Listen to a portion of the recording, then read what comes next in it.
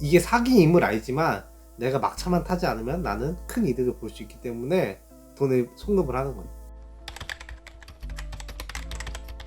안녕하세요, 전파남입니다. 저는 PC 통신 시절부터 하이텔을 시작으로 인터넷을 써왔는데요. 20년 넘게 인터넷을 하다 보니까 정말 별의별 사기도 많이 당해보고 사기를 당하는 것도 많이 지켜봤어요. 그 중에서도 현재까지 꾸준하게 당하고 있는 사기 수법이 있는데요. 과거에 유명했던 하프플라자 사건을 들어서 한번 이야기해보도록 하겠습니다. 하프플라자 사기 사건은 2002년도에서 2003년도에 있었던 대표적인 폰지 사기 수법인데요. 당시에 신문사라든지 뉴스에 대서특필 됐을 정도로 엄청나게 큰 사기 방법이었어요. 하프플라자는 회원가입을 할 때 일정의 가입료를 냈던 걸로 기억을 해요. 하프플라자에 내가 원하는 가전이라든지 뭐 물건이 올라오면은 이걸 모든 사람이 구매할 수 있는 게 아니라 회원 가입된 사람들이 구매 신청을 하는 거예요. 근데 이 구매 신청을 할 때도 돈이 들어요.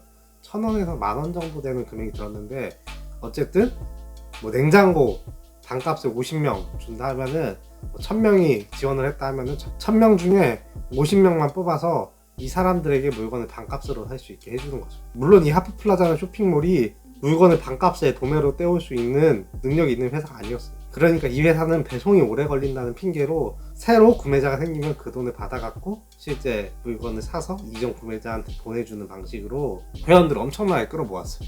그리고 실제로 반값에 물건을 받은 사람들은 거기에 후기를 올리고, 만약에 환불 신청을 한 사람들한테는 가끔 환불도 해주고 해가지고 믿을 수 있는 업체구나 라는 인식을 심어줬어요. 결정적으로 공중파에다가 광고까지 때려버리니까 사람들이 믿지 않을 수가 없었죠. 물론 당시 인터넷 커뮤니티에서는 엄청나게 말이 많아요. 초창기부터 이거 폰지 사기라고. 그런데 공중파에도 광고가 나오고 대부분 사람들이 의심을 해도 나만 걸리지 않으면 된다 라는 생각이 팽배해서 유입이 엄청 됐던 것 같아요. 솔직히 저도 당시에 중학생이었는데 디지털 카메라에 되게 관심이 많아갖고 디지털 카메라에 구매 신청을 몇 번 했는데 다행히 전부 다 떨어져갖고 구매는 못했었어요. 어쨌든 이 하프플라자의 결말은 배송을 안 해주고 먹튀로 수만 명의 피해자와 300억의 피해액만 남긴 사건입니다. 어쨌든 이 사건 덕분에 국내 에스크로 서비스인 구매자가 수락을 해야지 판매자에게 대금이 전달되는 서비스가 활성화가 됐는데요. 이제 요새 뭐 제도도 많이 발전하고 했으니까 누가 이런 사기에 걸리냐 라고 말할 수가 있는데, 최근에도 이런 사기에 엄청 많이 당하고 있어요. 심지어 이거보다 훨씬 더 대놓고 사기를 치는데도 걸리는 경우가 되게 많거든요.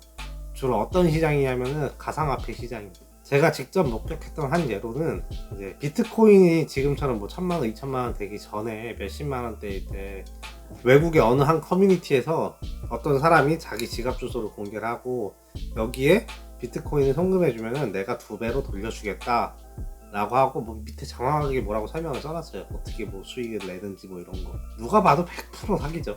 뭐 당시에는 땡글이나 빗썸 카페 같은 데가 제일 큰 커뮤니티였거든요.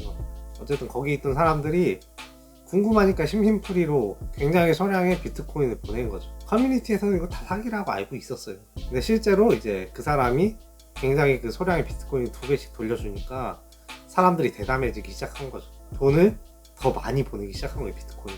되게 많은 트랜잭션이 있으니까 몇 달 뒤에는 당연히 먹튀하고 잠적하고 끝나는 사건이 발생한 거죠. 어쨌든 거기에 돈을 보낸 사람들은 이게 사기임을 알지만 내가 막차만 타지 않으면 나는 큰 이득을 볼 수 있기 때문에 돈을 송금을 하는 거예요.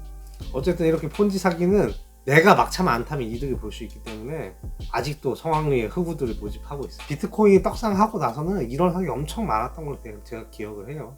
이런 폰지 사기나 다른 사기 수법들이 날이 갈수록 교묘해지고 있거든요. 추후에 기회가 되면 제가 그런 사례들을 추가로 정리해서 올려보도록 하겠습니다.